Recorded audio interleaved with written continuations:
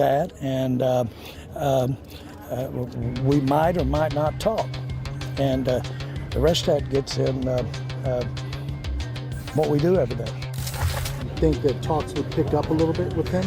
I don't know that necessarily talks will, but we've got a game coming, and he's under contract. All right, Jerry. Meanwhile, Micah had no comments for reporters after practice, saying, "My mouth is closed." Okay, Swagoo, Canty, you guys played for the Cowboys, played for them at the same time. I'll start with you, Marcus. How damaging is this dispute to Jerry Jones and the Dallas Cowboys' reputation? Well, Jerry looks awful. Look, this is in the midst of us having sound that Jerry talked about creating controversy to keep this team relevant and talking about all of the things that have absolutely a damn thing to do with winning football games, which is what we're focused on as a sports show, right? And we talk about this team, and Chris does a phenomenal job on this radio show, and we talk about all of the things about the Cowboys and how they need to progress and move forward. But since Chris and I have been there, this has been the issue. The owner is the biggest part of this organization, and that is not going to bode well when it comes to winning. That's really what it boils down to. Y'all, this situation is not new at all for the Dallas Cowboys when it comes to what we know about Jerry Jones. Let me ask Chris and Stephen A. something, and even Molly. Have we learned anything new about Jerry Jones and how he runs the Cowboys throughout this Micah Parsons situation? Because we all acting like we have.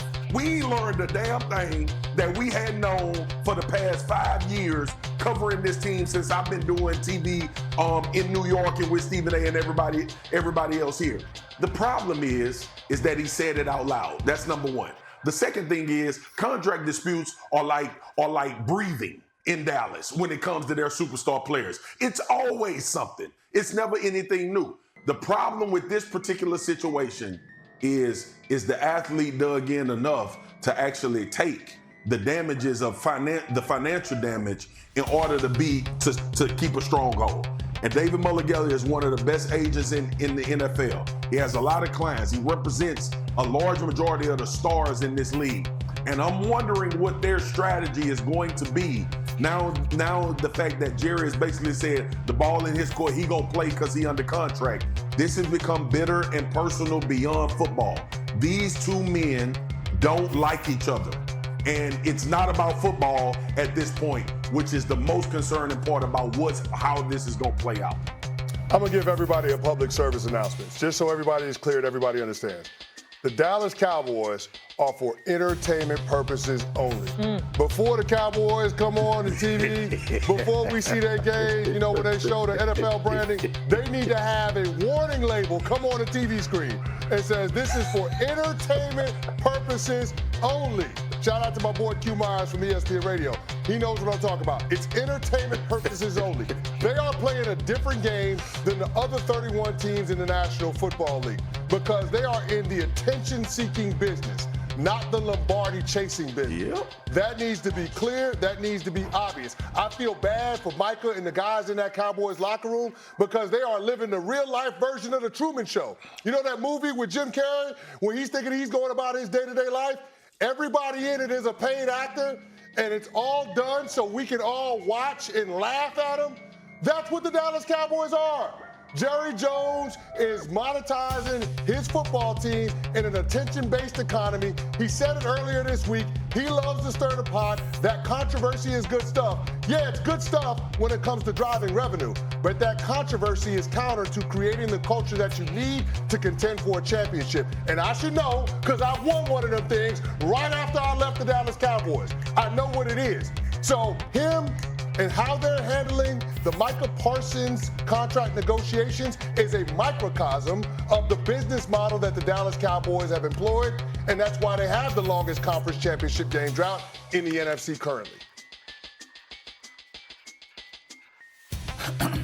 Before I get to my point, since 1996, there have been 13 players that have played for the Dallas Cowboys since their championship drought. They won the championship January 28th, Super Bowl championship January 28th, if I remember correctly, 1996.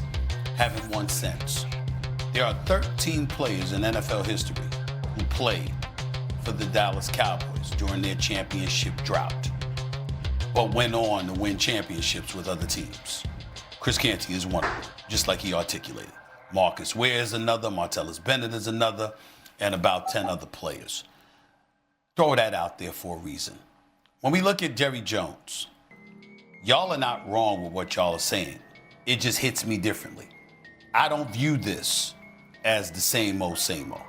I viewed everything else that he did with other players as legitimate, bona fide contract disputes. Despite Jerry's mishandling of them, one would argue, because of how late he waits to get them signed.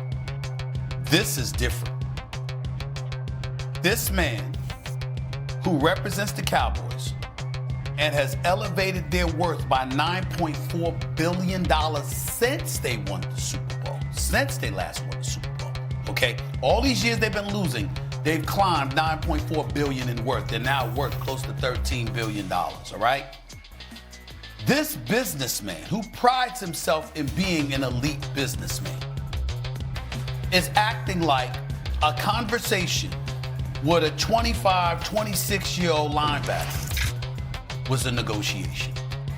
I don't understand how we can sit here and be comfortable with what is transpiring. Take that damn face thing off the screen, please.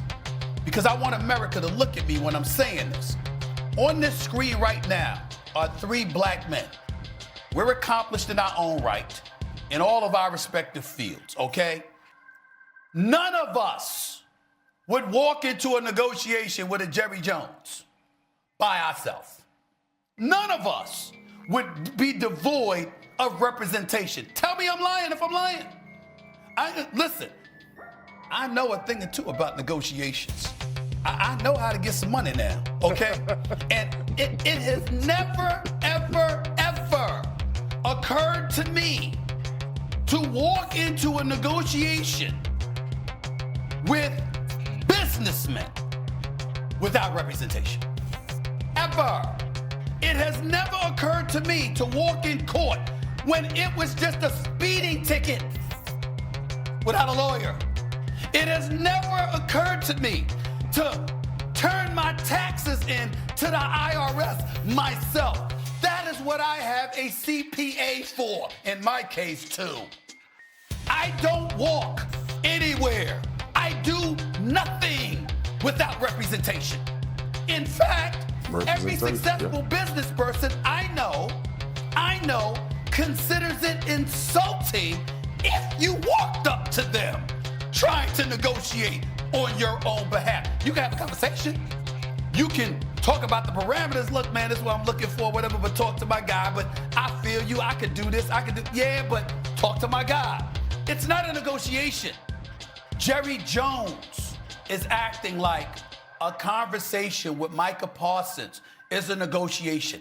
I don't understand why